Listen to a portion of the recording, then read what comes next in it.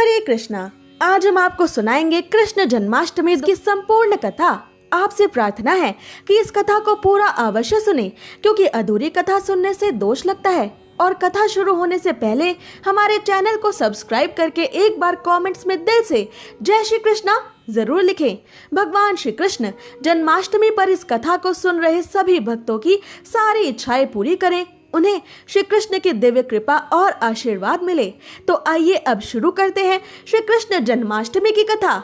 श्री गणेशाय नमः। द्वापर युग में भाद्रपद मास के कृष्ण पक्ष की अष्टमी तिथि को 28वें युग में देवकी के पुत्र अखिल ब्रह्मांड नायक श्री कृष्ण उत्पन्न हुए थे।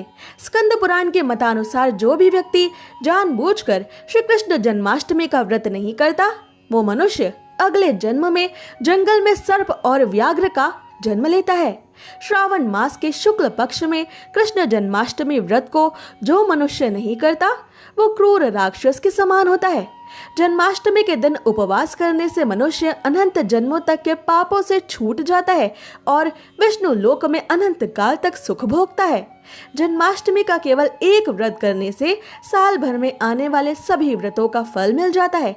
1 करोड़ एकादशियों का फल सिर्फ एक जन्माष्टमी व्रत करने से मिल जाता है।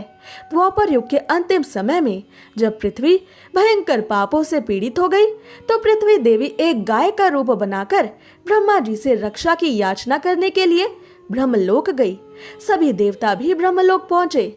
तब ब्रह्मा जी ने पृथ्वी देवी की व्यथा सुनकर सभी देवताओं से कहा कि हमें श्री हरि नारायण के पास चलना चाहिए। तब सभी देवी देवता और गौ रूपी पृथ्वी देवी वैकुंठ में श्री हरि नारायण के पास पहुंचे और पृथ्वी देवी ने नारायण को धरती पर बढ़ चुके भयंकर पाप और त्राहिमाम की स्थिति का वर्णन किया कि कैसे संपूर्ण भूमंडल पाप और अत्याचारों से घिर गया है। पृथ्वी ने पाप और अत्याचारों के भार को इतना सह लिया है कि अब वो दबने लगी है। इसलिए प्रभु, आप कृपा करके इस संकट का निवारण कीजिए। तब पृथ्वी देवी के ये दुख सुनकर श्री हरि नारायण मधुर वाणी में बोले, मैं ब्रजमंडल में वसुदेव गोप की भार्या देवकी के गर्भ से उनकी 8वें संतान के रूप में पृथ्वी पर प्रकट होऊंगा। इसलिए सभी देवी देवता अब पृथ्वी पर यादव कुल में जाकर मानव शरीर को धारण करें। इतना कहकर भगवान विष्णु अंतर ध्यान हो गए और सभी देवी देवता गोकुल, वृंदावन आदि ब्रज क्षेत्र में गोप गोपियों के रूप में जन्म लेने लगे। इसी ब्रजमंडल क्षेत्र का भाग था मथुरा। द्वापर युग में भोजवंशी राजा उग्रसेन मथुरा में राज्य करता था। उसके आतताई पुत्र कंस ने उससे राजगद्दी से उतार दिया और काल कोठरी में बंद कर दिया। इसके बाद कंस ने स्वयं को मथुरा का राजा घोषित कर दिया। कंस की एक बहन देवकी थी, जिनका विवाह वसुदेव नाम के एक यदुवंशी मुखिया से हुआ था। कंस को सत्ता का लालच था, पर राजा कंस अपनी बहन देवकी से बहुत प्रेम करता था। अपनी बहन देवकी और वसुदेव के विवाह में कंस स्वयं विदाई के समय अपनी बहन देवकी का रथ हाँक रहा था। तब रास्ते में एक आकाशवाणी हुई, हे कंस, जिस देवकी को तू बड़े प्रेम से ले जा रहा है, उसी में तेरा काल बसता है। इसी के गर्भ से उत्पन्न 8वां बालक तेरा वध करेगा। ये सुनते ही स्वार्थी कंस का अपनी बहन देवकी और वसुदेव के प्रति सारा प्रेम खत्म हो गया और वो वसुदेव का अंत करने के लिए उद्यत हुआ। तब देवकी ने अपने भाई कंस से विनय पूर्वक कहा, मुझसे जो संतान होगी उसे मैं तुम्हारे सामने ला दूंगी। बहनोई का नाश करने से आपको क्या लाभ है? तब कंस ने देवकी की बात मान ली और मथुरा वापस चला आया। उसने वसुदेव और देवकी को कारागृह में डाल दिया। कंस अब देवकी के 8वें बालक के जन्म लेने की प्रतीक्षा करने लगा। उसे शुरुआत में देवकी की पहली 7 संतानों से कोई समस्या नहीं थी, पर कंस के पापों का घड़ा भरना आवश्यक था। इसलिए देव मुनि नारद जी कंस की बुद्धि फेरने के लिए मथुरा आए। नारद जी ने एक कमल का पुष्प कंस को दिखाया, जिसमें 8 पंखुड़ियां थी। फिर उन्होंने कंस से पूछा कि महाराज, अब आप ही बताइए कि इस कमल के पुष्प की कौन सी पंखुड़ी पहली है और कौन सी पंखुड़ी 8वीं? नारद जी का ये इशारा पाते ही कंस समझ गया कि देवकी की कोई भी संतान उनकी 8वीं संतान हो सकती है। इसलिए कंस ने देवकी के सभी नवजात पुत्रों का विनाश करना शुरू कर दिया। ऐसे ही करते हुए कंस ने देवकी वसुदेव के प्रथम 6 बालकों को जन्म लेते ही विधाता के पास पहुंचा दिया। फिर माँ देवकी की 7वीं संतान के रूप में शेषनाग के अवतार बलराम जी प्रकट होने वाले थे।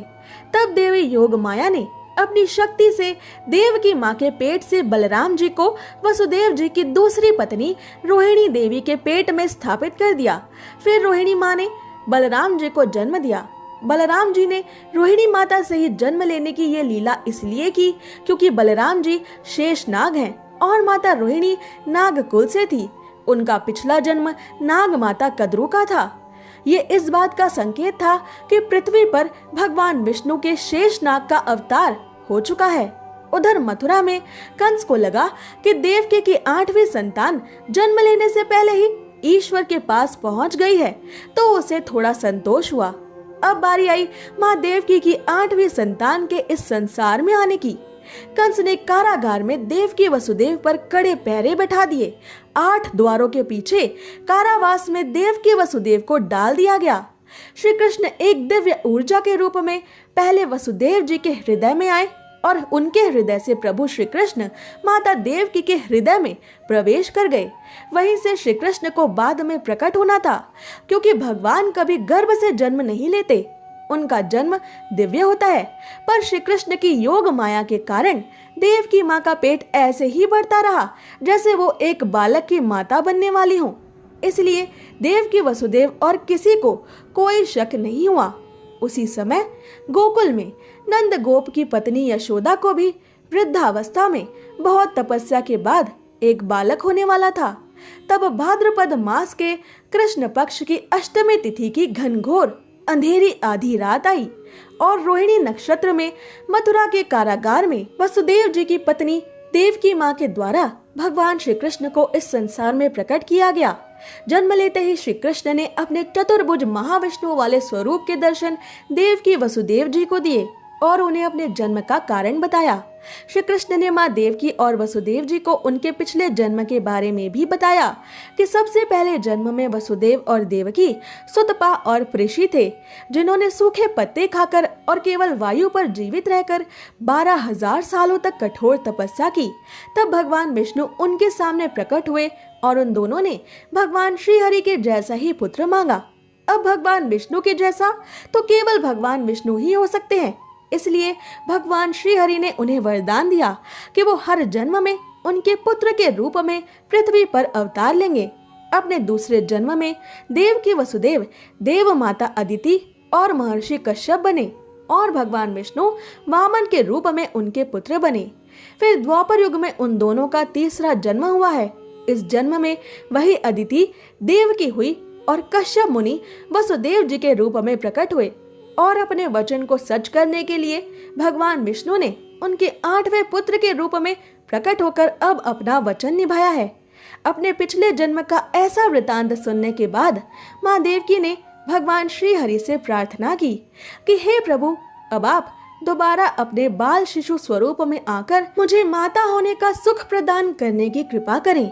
माता देवकी की इस प्रार्थना पर श्री हरि ने कहा, अब मैं नवजात बालक का रूप धारण कर लेता हूँ। तुम मुझे इसी समय अपने मित्र नंद जी के घर गोकुल में भेजाओ और उनके यहाँ जो कन्या जन्मी है उसे लाकर कंस के हवाले कर दो। इस समय वातावरण अनुकूल नहीं है, फिर भी तुम चिंता ना करो। जागते हुए पहरेदार सो जाएंगे, कारागृह के फाटक अपने आप खुल जाएंगे और उफनती अथाह यमुना तुमको पार जाने का मार्ग दे देंगी। ये मेरा वचन है। इसके बाद श्री हरि विष्णु ने तुरंत अपने शंख, चक्र, गदा, पद्म धारण किए हुए चतुर्भुज हरि रूप को छोड़कर एक सुंदर बालक के रूप में माता देवकी की गोद में आना सही समझा। भगवान प्रकट हुए और एक बालक के रूप में ही रोने लगे। उसी समय वसुदेव नवजात शिशु रूपी श्री कृष्ण को एक टोकरी समान सूप में रखकर कारागृह से निकल पड़े। सामने यमुना में बाढ़ आई थी और वसुदेव जी श्री कृष्ण को सिर पर रखे यमुना में उतर गए। श्री कृष्ण की प्रिया यमुना देवी एक बार श्री कृष्ण के चरण छूने की इच्छा में और ऊंचे ऊंचे उफान लेने लगी और वसुदेव जी डूबने लगे।